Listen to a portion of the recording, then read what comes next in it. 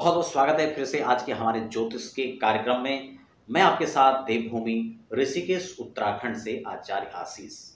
आप भी परिचय के तौर पर नीचे कमेंट बॉक्स में अपना नाम या अपने शहर का नाम लिखकर हमारे कार्यक्रम का एक खास हिस्सा बन सकते हैं। लगातार मैं इस सीरीज में आपके साथ बात कर रहा हूं, लग्न का मालिक कहां कहां बैठे तो क्या फल होता है, सेकंड लॉर्ड कुंडली में कहां बैठे तो क्या फल होता है।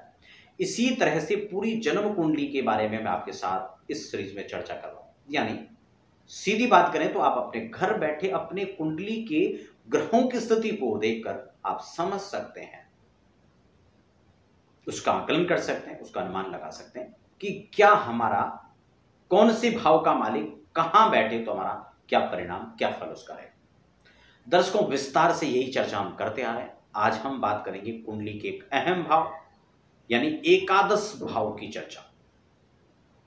कुंडली में आय का भाव होता है एकादश भाव, कुंडली का महत्वपूर्ण भाव होता है। इसी पर हम लोग चर्चा करेंगे। आपकी कुंडली में भी एकादशेश कहीं ना कहीं बैठे होंगे, 11th लॉर्ड कहां आपकी कुंडली में बैठे हैं, क्या फल देंगे, किस सिचुएशन में बैठे हैं, सभी बिंदुओं पर चर्चा करेंगे। लेकिन आप नए दर्शक हैं, पहली बार हमारे चैनल पर विजिट कर रहे हैं तो चैनल को सब्सक्राइब करना बिल्कुल ना भूलें और चाहें तो बेल आइकन को भी हिट कर सकते हैं। उससे आपको समय समय पर हमारी तमाम अध्यात्म ज्योतिष की जानकारियां, अपडेट्स आपको प्राप्त होती रहेंगी। बंधुओं, यहां पर मैं चर्चा करूंगा एकादशेश यानी 11th लॉर्ड, वह कुंडली का वह हिस्सा, वह ग्रह जो एकादश का मालिक होगा, कुंडली में कहां बैठा है, यह आपके जीवन में एक अहम रोल निभाने वाला है। हर व्यक्ति अपने जीवन काल में धर्म करता है, कर्म करता है, मेहनत करता है, परिश्रम पुरुषार्थ करता है और कई बार देखा जाता है कि उसका संपूर्ण लाभ वह व्यक्ति नहीं ले पा रहा है।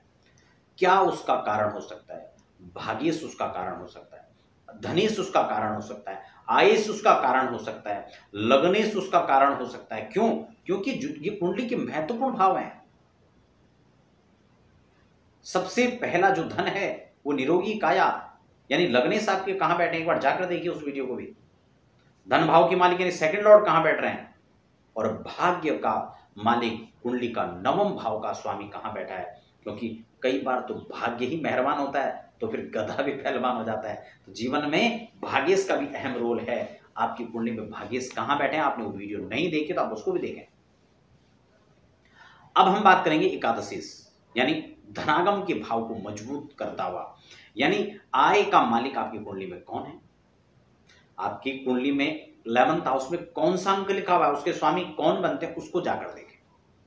मानसागरी जो एक प्रसिद्ध पुस्तक है, उसके आधार पर हम लोग चर्चा कर रहे हैं।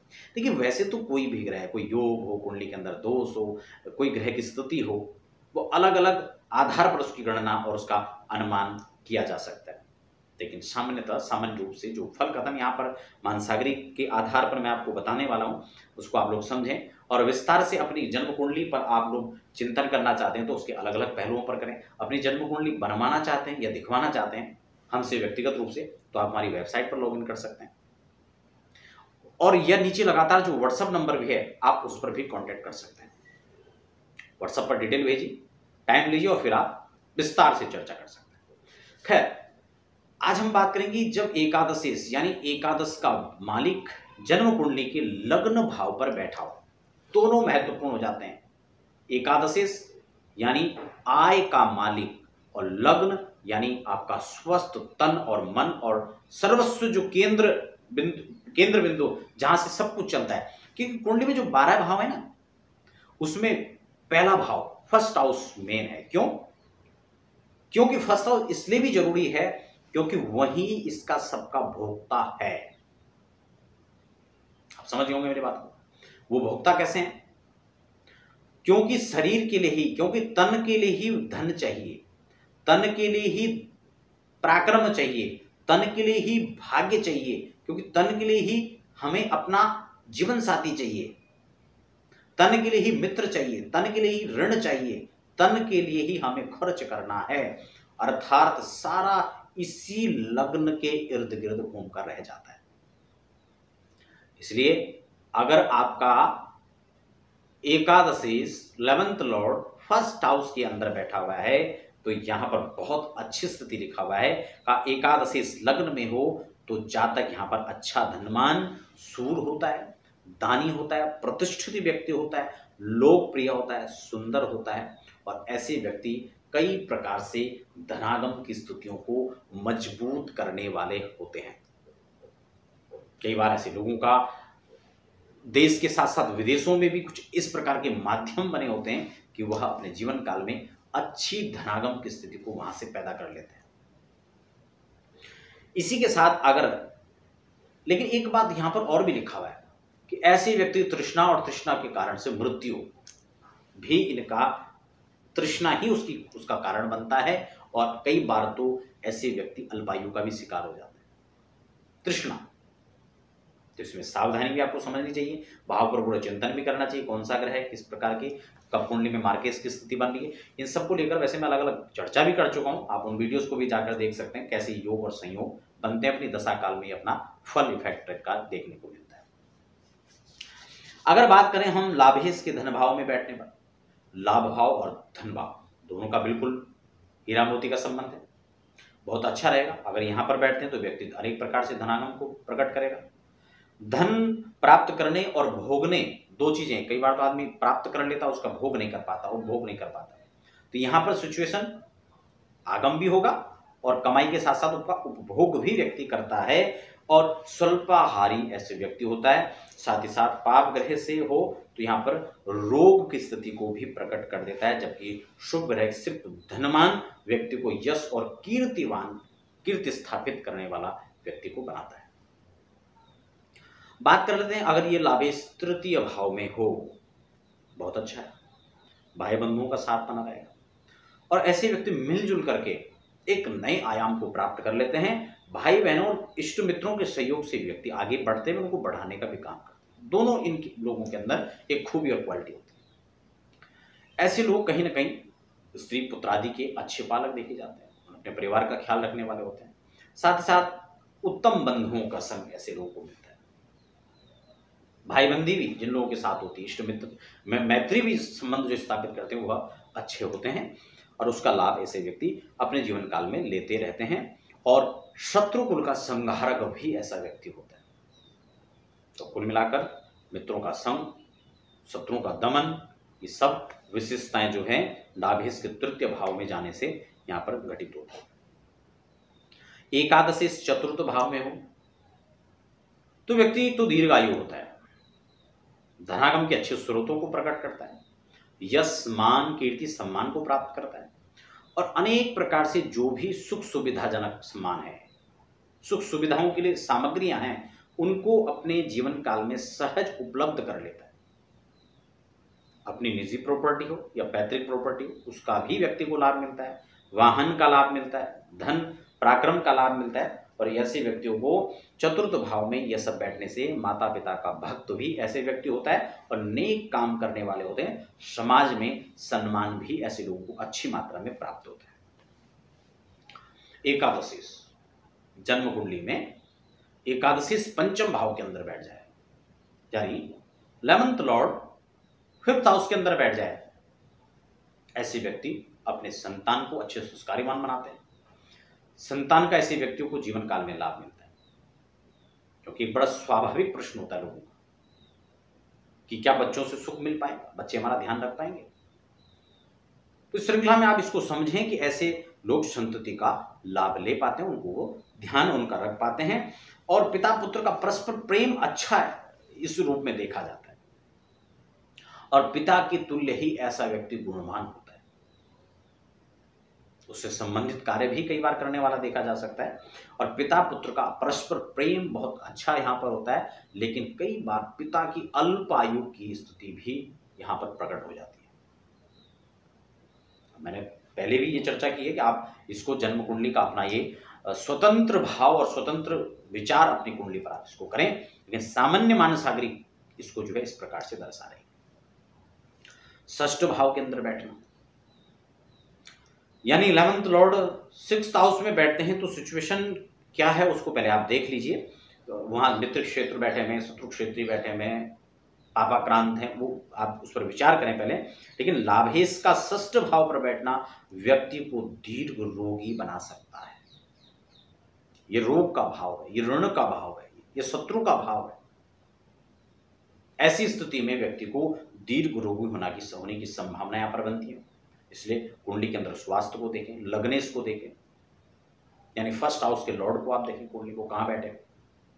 एकादशी की स्थिति इस प्रकार से दर्शा रहा है, शत्रुओं से युक्त ऐसा व्यक्ति हो सकता है। ठीक है। इसके साथ क्या कहा, पाप ग्रह हो तो परदेश में चोर भय, अग्नि भय का भी यहां पर भय बना रहता है, और उसकी मृत्यु भी जो है कई बार प्रदेश में हो जाती है, घर से बाहर।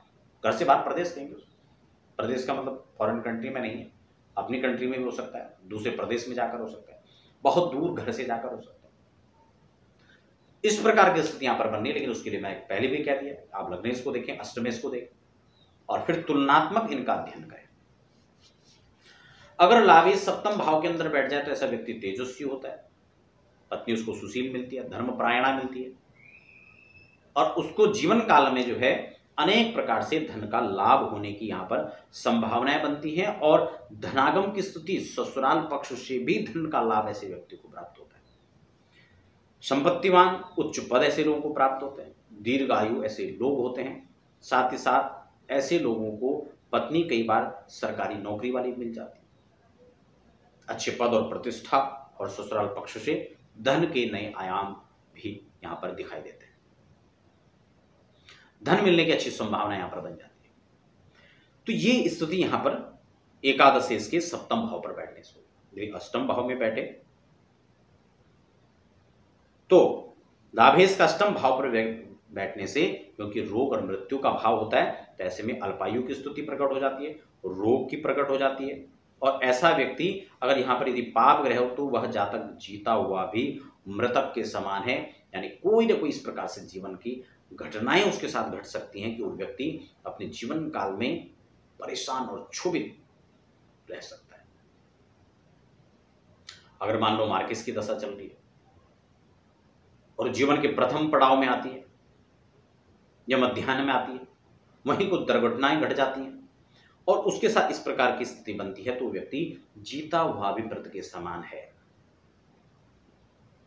समझ रहे हैं? तो यहां पर लेकिन इसके लिए कुंडली का संपूर्ण विश्लेषण जरूरी है। कर्ज में ऐसे लोग डूब सकते हैं, कर्ज के थोड़ा सा ऋण का इन पर जो है प्रकोप हो सकता है। अगर एकादशेश नवम भाव भाग्य से संपर्क बनाते हैं, वहां पर बैठते हैं, तो ऐसे व्यक्ति भाग्य के बड़े धनी होते हैं। अगर शुभ दशाएं हैं, उसकी दशा चल रही है, तो मिट्टी में हाथ मारे तो सोना प्रकट हो, इस प्रकार की स्थिति इनके साथ आती है। रखावा धन, गढ़ावा धन, पैतृक प्रॉपर्टी, इसका लाभ इन लोगों को मिलता है। शास्त्र के ज्ञाता होते हैं, विद्वान होते हैं, बंधु बांधवों का सहयोग इन लोगों को मिलता है, धर्मपरायण होते हैं, धर्मात्मा होते हैं, और देवगुरु ब्राह्मणों का भक्त भी ऐसे लोग होते हैं। कुल मिलाकर भाग्यवान और धनवान ऐसे लोग होते हैं। अब हम बात कर लेते हैं नवम भाव का दसम भाव में जाकर बैठना, यानी नवमेश का लाभेश का एकादशीश का 11th लॉर्ड का दसम भाव में जाकर बैठने का। अगर एकादश में बैठते हो तो माता पिता के भक्त होते, इसमें कोई गुंजाइश नहीं है। लोभ धन के प्रति इनका बहुत ज्यादा होता है, दीर्घजीवी ऐसे लोग होते हैं। राजनीति में अच्छा प्रवेश होता है, धनागम की स्थितियां अच्छी मजबूत होती हैं, और साथ में ये लोग राजनीति के साथ साथ में सामाजिक कार्यों गतिविधियों से भी जुड़े हुए होते हैं, और उनका लाभ भी ऐसे लोग लेते हैं। लाभेश लाभ हवा एकादश में बैठ जाए तो ऐसे व्यक्ति धनागम की बहुत प्रकार से स्रोतों को प्रकट कर लेते हैं। अलग अलग प्रकार से आमदनी के रास्ते ऐसे लोगों के जीवन में बनते हैं। पुत्र पौत्र का लाभ ऐसे लोगों को मिलता है। सुशील ऐसे लोग होते हैं, धनवान, सुंदर और लोक विख्यात ऐसे लोग होते हैं। अगर द्वादशेश एकादशी द्वादश भाव के अंदर बैठ जाता है जाकर, ऐसी स्थिति में भी एकादशेश द्वादश भाव में अगर बैठ जाते हैं तो धनागम की स्थिति कहीं न कहीं भाग्य इनका बहुत ज्यादा साथ नहीं देता है, और द्वादश पर बैठने से यह व्यक्ति जातक सुख भोगने वाला तो होता है, अनेक अनेक प्रकार से धनागम होने के साथ साथ खर्च भी ऐसे लोग बहुत ज़्यादा करते हैं और चिर स्तुति भी ऐसे लोगों की बनी रहती है। कई बार विपरीत दशा और विपरीत परिणामों में आने से ऐसे लोग रोग और कर्ज का शिकार भी हो जाते हैं। कुल मिलाकर ऐसे व्यक्तियों को कई बार कर्ज भी लेना पड़ जाता है, कई बार रोग भी ऐसे लोगों को सताने लगते हैं अगर वहां पर पाप में और पाप दृष्टि या पाप युति में रहकर वह ग्रह वहां पर आ रहा हो। तो कुल मिलाकर देखा जाए तो एकादशेश का द्वादश में जाना आगम और खर्च दोनों की स्थिति को सामान्य और बराबर की स्थिति में लेकर यहां पर दर्शाता है।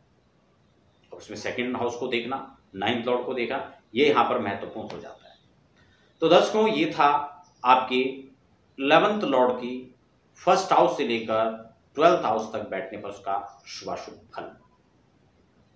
व्यक्तिगत कोई जानकारी, जन्म कुंडली बनाना हो, जन्म कुंडली दिखवाना हो, तो उसके लाभ हमारी वेबसाइट पर लॉगिन कर सकते हैं, जो लगातार नीचे नंबर फ्लैश हो रहे हैं उस पर भी आप समय लेकर जानकारी प्राप्त कर सकते हैं। और वीडियो से संबंधित कोई आपका प्रश्न होता है तो आप मुझे कमेंट बॉक्स में लिख सकते हैं। फिलहाल आप बंधुओं बने रहें और मुझे आप दीजिए इजाजत। धन्यवाद।